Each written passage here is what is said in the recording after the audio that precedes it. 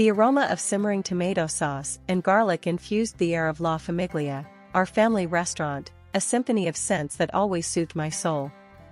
John, my husband for 3 decades, sat across from me, meticulously folding his napkin into a geometric origami masterpiece. "Honey," I said, tucking a wayward strand of hair behind my ear. "You've been working late an awful lot these past few weeks. Everything all right at the hotel expansion?" John looked up, a flicker of something unreadable crossing his features, before he settled into his usual confident smile. "Just some loose ends, nothing major. You know how it gets." We knew all right. Our entire lives were woven into the fabric of Isabella and John Incorporated.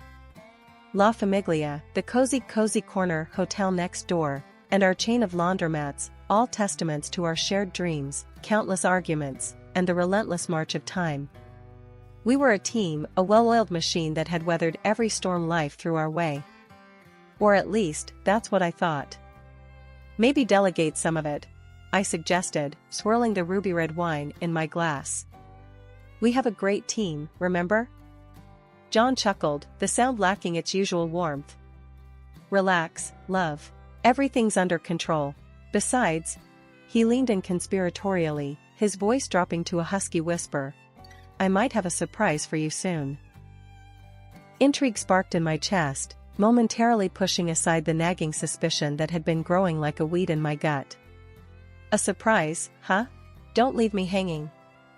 John winked, a mischievous glint in his eye. "Not just yet. Let's just say you deserve a little R&R after slaving away for all these years." The following weeks were a flurry of activity. John orchestrated everything, flights, reservations, even hiring extra help at the laundromats. The surprise, it turned out, was a solo trip for me. A whole month in South Africa, a country I'd dreamt of visiting for years. "Just you and some well-deserved relaxation," John had explained, his eyes holding a warmth that had been absent lately. "No work, no worries, just you and the breathtaking scenery." The day of my departure arrived. John, looking oddly nervous, helped me into the cab. As I pulled away from the curb, I cast a final glance at our house, bathed in the golden hues of the afternoon sun. South Africa unfolded like a breathtaking tapestry before me. I documented it all on social media, a relentless stream of photos chronicling my solo journey. Back home, John's "missing you" texts felt hollow, but I pushed it down, attributing it to the stress of running the businesses alone. Finally, after a month of exhilarating freedom, I came back home, ready to return to the familiar rhythm of life. Stepping off the plane, the first thing I did was switch on my phone. A torrent of messages flooded my inbox, friends oohing and awing over my pictures, John's usual "welcome back" text conspicuously absent. A knot of unease tightened in my stomach. Dismissing it as jet lag, I hailed a cab and headed home. The familiar street, lined with towering oak trees, brought a wave of comfort. But as I approached the house, a sickening feeling washed over me. My key wouldn't turn in the lock. Panic clawed at my throat. I jiggled the handle, shoved the key in again, frustration building with each failed attempt. Finally, pulling out my phone, I dialed John's number. It rang once, twice, then a cold voice answered the phone. "Hello?" "John, it's me, Isabella," I stammered, my voice tight with confusion. "Why won't my key open the door?" A beat of silence followed, then a sigh. "Isabella. Look, there's no easy way to say this." John's voice, usually warm and comforting, was flat and emotionless.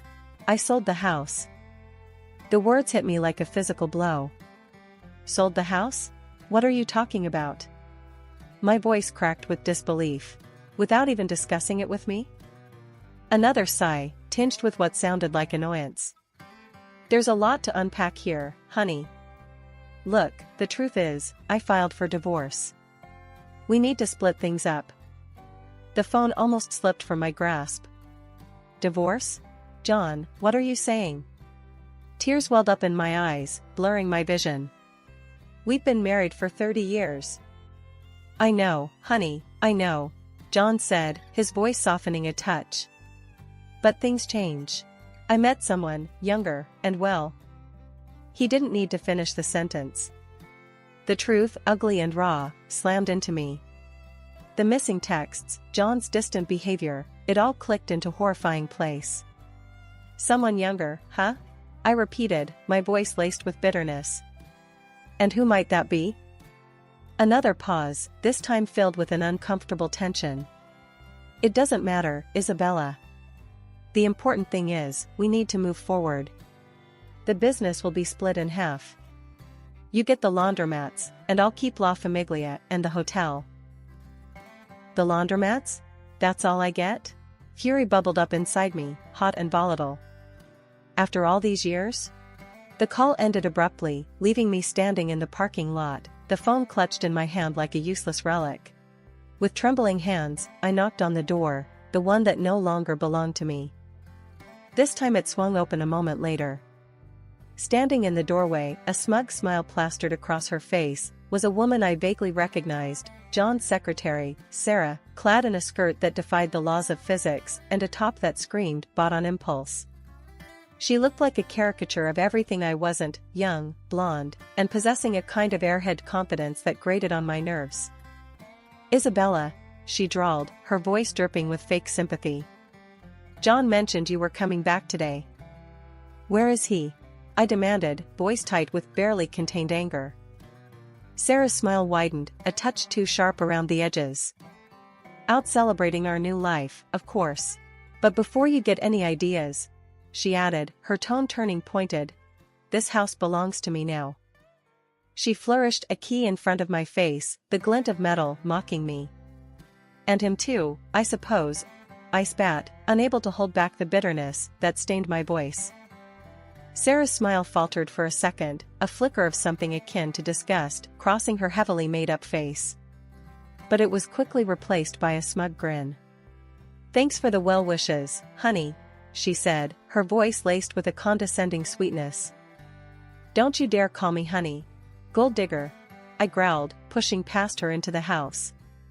The familiar space, once a haven of comfort, now felt alien.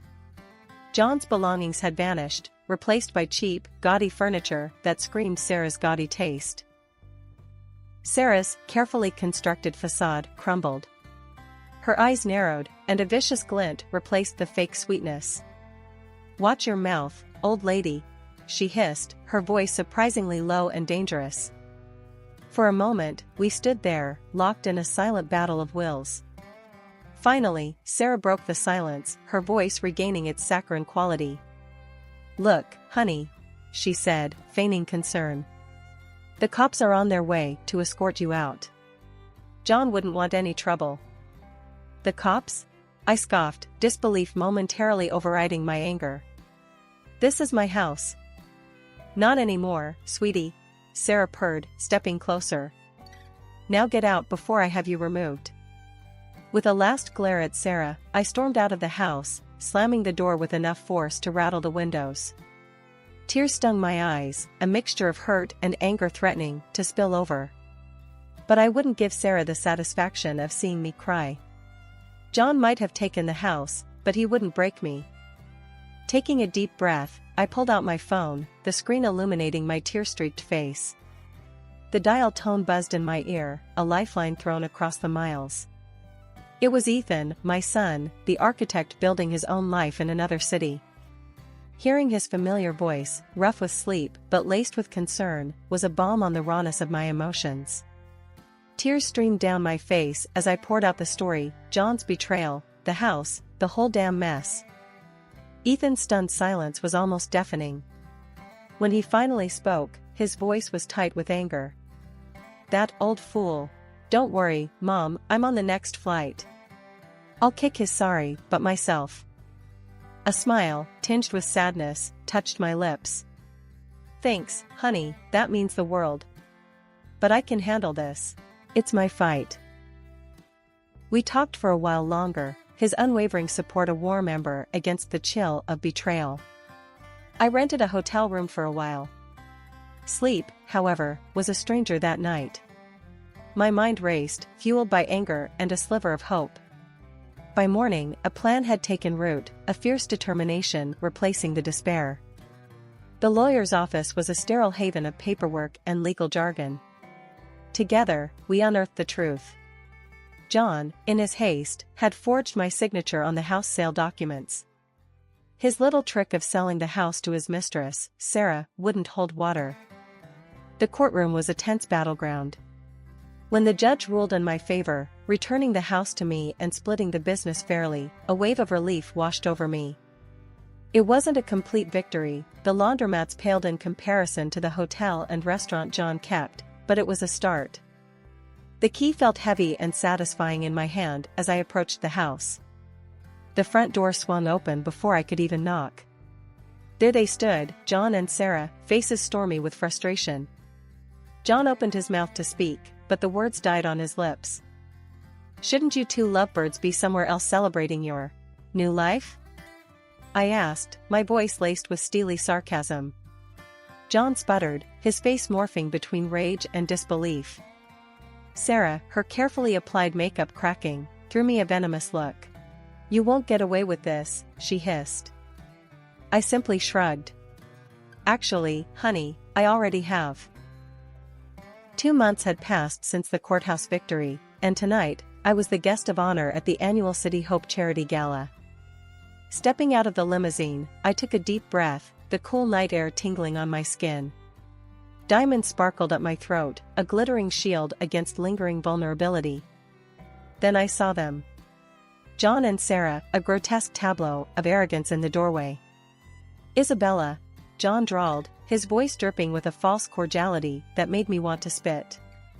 Looking, well. He didn't actually believe that, of course. Revenge, a dish best served cold, simmered in my veins.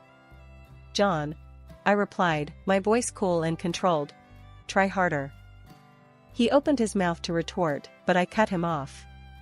"Don't worry," I said, my gaze flickering to Sarah. "You have each other now. A perfect match of shallowness." John's smile faltered for a second, then he puffed out his chest. "At least I have a young wife," he declared loudly, his voice aimed more at the gathering crowd than me. "Someone beautiful, unlike." He didn't finish the sentence, but the implication hung heavy in the air.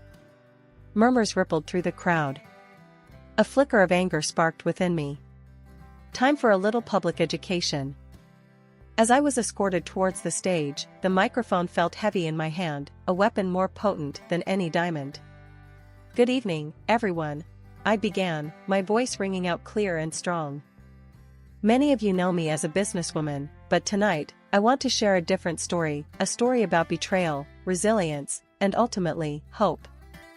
Taking a deep breath, I recounted the events of the past few months, the locked door, the forged signature, the fight for what was rightfully mine.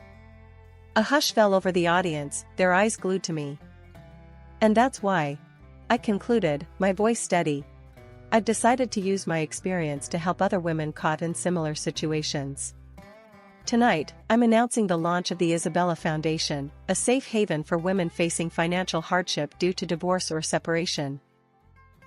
The room erupted in applause, a wave of support washing over me. John, his face flushed with humiliation, shrunk back into the shadows.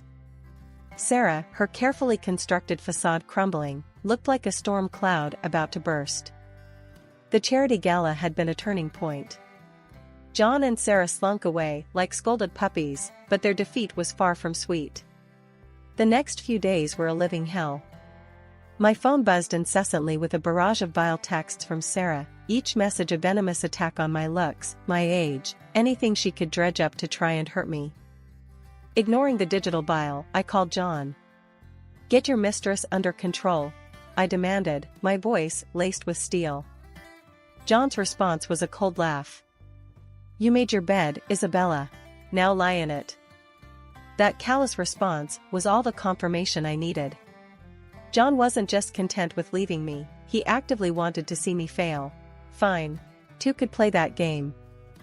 John had kept the flashier La Famiglia restaurant, while I ended up with the chain of laundromats. Not exactly a fair split, but I wasn't about to let it break me. Digging deep, I sold a few of the less profitable laundromats. With the cash, I did some intel gathering and discovered that surprise, Sarah was now managing La Famiglia. A slow smile spread across my face. It was time for some good old-fashioned competition. Right next door to La Famiglia, a dusty old diner was up for sale. It wasn't much to look at, but the location was perfect. This was going to be my redemption song. The diner underwent a metamorphosis. Gone were the greasy booths and chipped mugs. In its place emerged a vibrant, modern eatery, Isabella's Kitchen. I poached most of John's best staff. Turns out, they weren't exactly thrilled about working for a screeching banshee like Sarah. I knew La Famiglia's weaknesses: overpriced, outdated menu, and terrible online presence. Isabella's Kitchen offered a fresh, seasonal menu at competitive prices. We launched a sleek website with online ordering and a generous loyalty program. The grand opening was a roaring success. The place buzzed with energy, a stark contrast to the gloomy silence next door. Word of mouth spread like wildfire. Customers who used to frequent La Famiglia for lack of options now had a superior choice. Sarah, predictably, showed up at my door, a screeching harpy, demanding to see a manager. The security guard, a burly ex-Marine I'd hired, took one look at her and politely suggested she take a hike. A year later, La Famiglia was a boarded-up shell, a testament to John's poor taste in both mistresses and business partners. As for me, Isabella's Kitchen was thriving, a beacon of success built on the ashes of betrayal. John, if you were listening, this one's for you. Never underestimate a woman scorned. A few months later, Ethan, my architect son, burst into my office, a glint of mischief in his eyes. We'd grown closer since my whole rebirth ordeal, and his visits were always a welcome break from the daily grind. This time, though, the news he carried was unusual. "Mom," he began, lowering his voice conspiratorially. "Guess what the city's planning?" "Spill it, kiddo," I said, putting down my pen, intrigued by the hushed tone. "They're building a sewage treatment plant right next to Dad's fancy hotel." A slow smile crept across my face.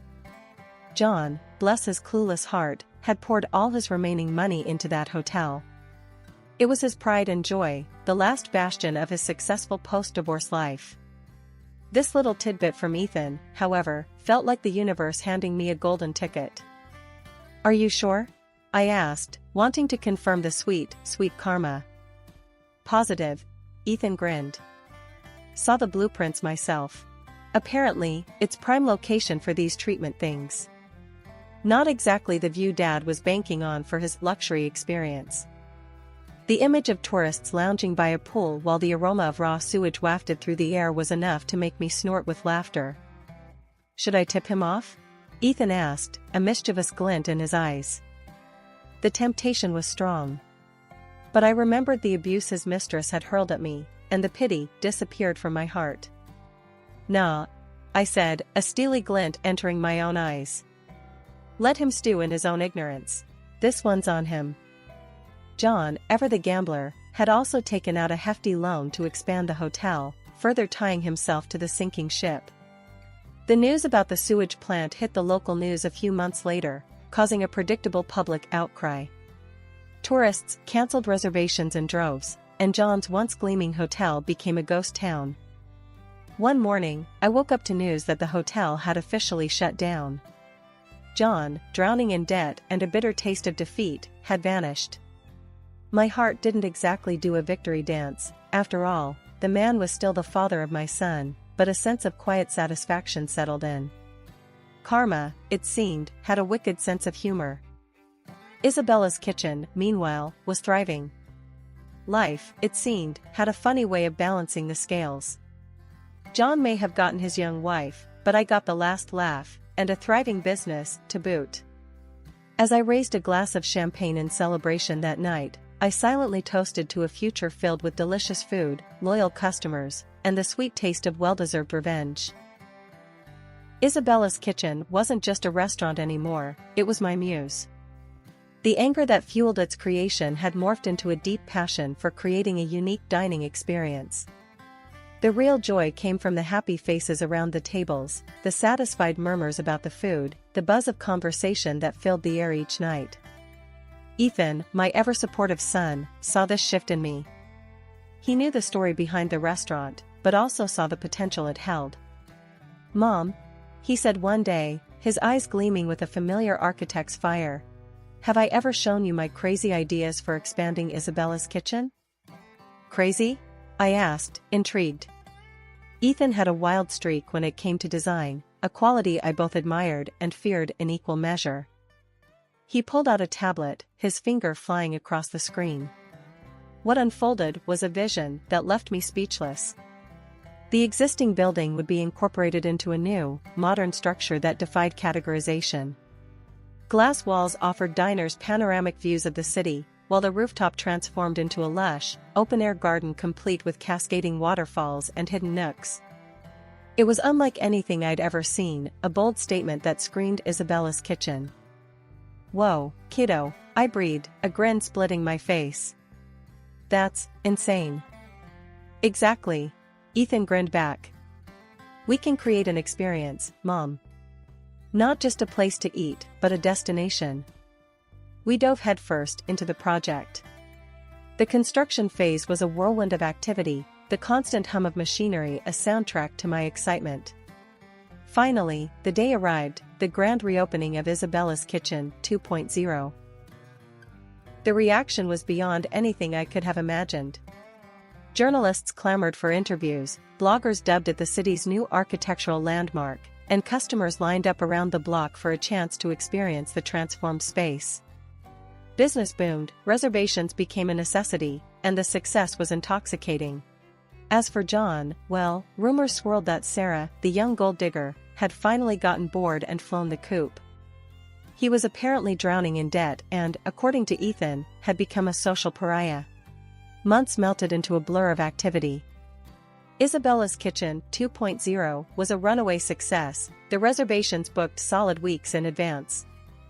Ethan, my ever-enthusiastic partner in crime, was a whirlwind of ideas, constantly brainstorming new locations and menu concepts. The dream of a restaurant chain, once a distant flicker, was now a very real possibility. One crisp autumn afternoon, however, the past came knocking on my door, quite literally. It was John, looking like a deflated balloon, his once polished suit hanging off him like ill-fitting armor. The arrogance that used to define him was gone, replaced by a weary desperation. "Isabella," he rasped, his voice hoarse. "Can I come in?"